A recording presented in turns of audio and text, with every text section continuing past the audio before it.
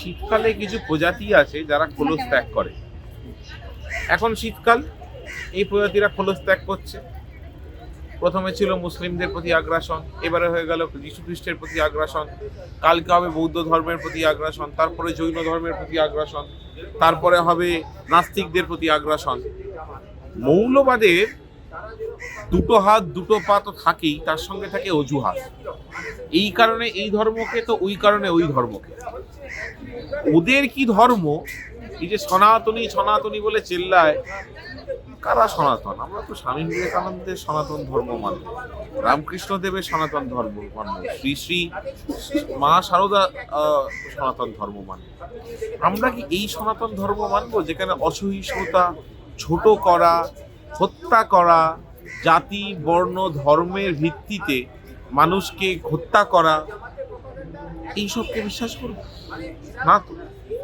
যে বাংলার যে সন্তানরা সতীদাহ প্রথা বন্ধ করেছিল, যারা বাল্যবিবাহ বন্ধ করেছিল, যারা বিধবা বিবাহ শুরু করেছিল, যে বেগম রোকেয়া পশ্চিমবাংলার বুকে নারী শিক্ষার জন্যে এগিয়ে এসেছিল, আমরা তাদের ডিসিপল হতে পারি, আমরা তাদের নিয়ম নিষ্ঠা, তাদের শেখানো পথ, তাদের শেখানো মত আমরা মানতে পারি।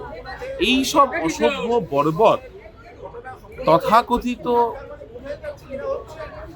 উগ্র মানুষদের তো হিন্দু ধর্ম বা সনাতনী ধর্ম আমরা বিশ্বাস করি না। যারা ইন্ডিভিজুয়াল লেভেলে, যারা নিজেদের কাজকর্ম উন্নতি নিয়ে থাকে, যারা ওরকম ভাবে জড়ো হয়ে থাকে না, তাদের উপরই আক্রমণ আছে। এই উপমহাদেশে বাংলাদেশে হিন্দু হোক বা ভারতবর্ষে মুসলিম হোক অত্যাচারিত। এই জন্য আমি ধর্মের আধারে দেখতে বলবো না, বলবো এই সংখ্যালঘুদের এক হওয়ার সময় এসছে। শুভবুদ্ধি সম্পন্ন, জাতীয়তাবাদী, সমাজ সচেতন সব মানুষের এক হওয়ার সময় এসছে। এই ধর্মীয় মৌলবাদ, হয়তো সেই বাংলাদেশের নাম দীপু দাস, এখানে নাম হচ্ছে কি যেন নাম ছেলেটি, জুয়েল। তো এই জুয়েলের হত্যাও যেরকম নৃশংস, লজ্জার, সমাজের এই 21st সেঞ্চুরিতে আমাদের কাছে অত্যন্ত লজ্জার, সেরকম দীপক দাসেরও হত্যাটা সেম। কিন্তু মুশকিল হচ্ছে কি, বাংলাদেশ একটি রাষ্ট্র পুরোপুরি মৌলবাদীদের হাতে চলে গেছে। ভারতবর্ষে এখনো পুরোটা সেটা হয়নি।